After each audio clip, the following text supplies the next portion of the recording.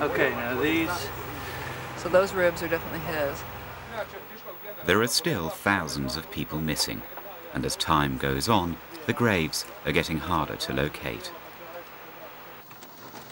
John is now leading a project to help find them by looking for signs of unusual vegetation.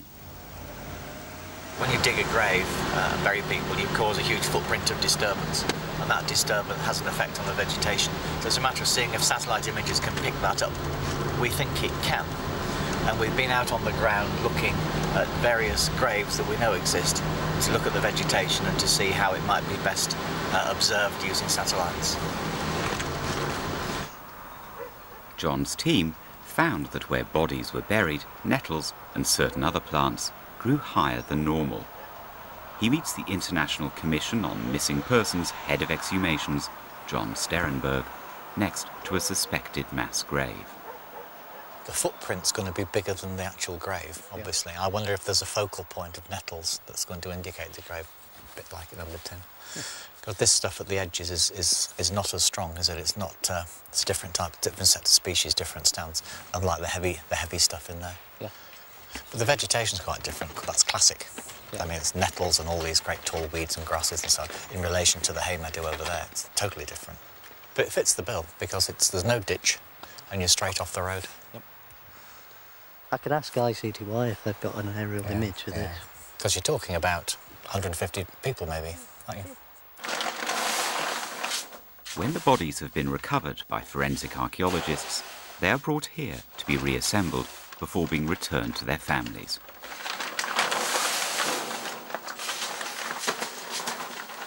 There are more than 2,400 cases waiting to be processed. Each body part is catalogued and given its own number.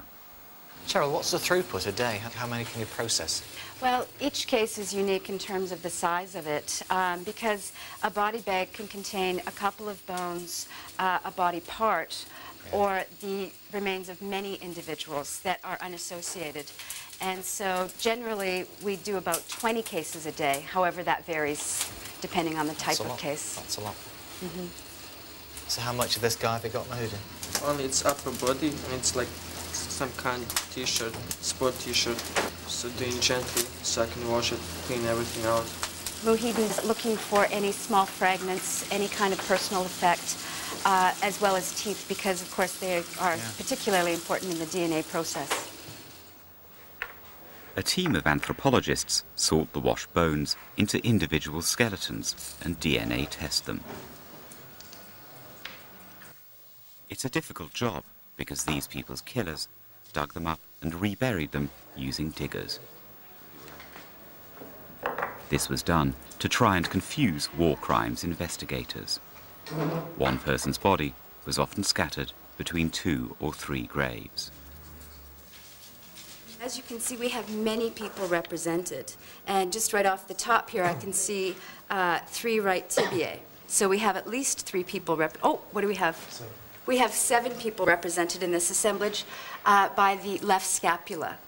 And clearly we cannot test every single bone in this assemblage. So we have... Which are key ones? Because if you dismiss the vertebrae and the ribs, what have you... What we test is the occipital, if we have a head and no teeth. Yep. We test the maxillary teeth and the mandibular teeth. The mandible, if it's disassociated from the cranium. As well, we do all of the long bones. And the feet. We have many feet that are complete because we have many feet that were still in socks. And so we test usually the first metatarsal, or the big toe, in that case. Just to give you an idea, in one of these commingled assemblages, we've taken over 90 DNA samples.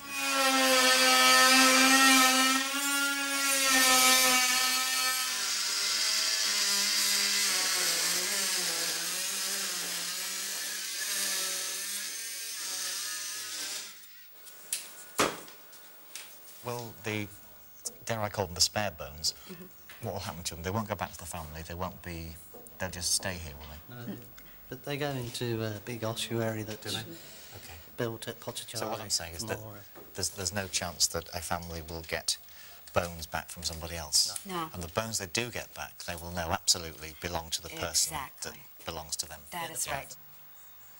As they are identified, the victims are buried in this cemetery. It stands on the spot where 8,500 Bosnian Muslims were handed over to their Serb killers by the Dutch UN peacekeepers who were meant to be protecting them. It was the largest massacre in Europe since the Holocaust. The men who organised it are still at large.